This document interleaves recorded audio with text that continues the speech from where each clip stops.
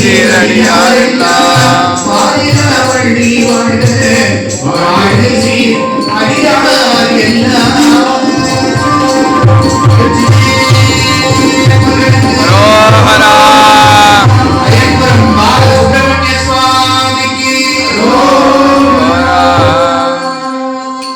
எல்லாம் பெருமானுடைய குருவர்களும் திருவர்களும் துணையோடு மகா சங்கட சதுர்த்தி பெருவிழா என்கின்ற நமது சங்கத்தின் 32ஆம் ஆண்டு பெருவிழா. 32 முக்கியமான இலக்கு. மணிவாசகருடைய நிலை 32.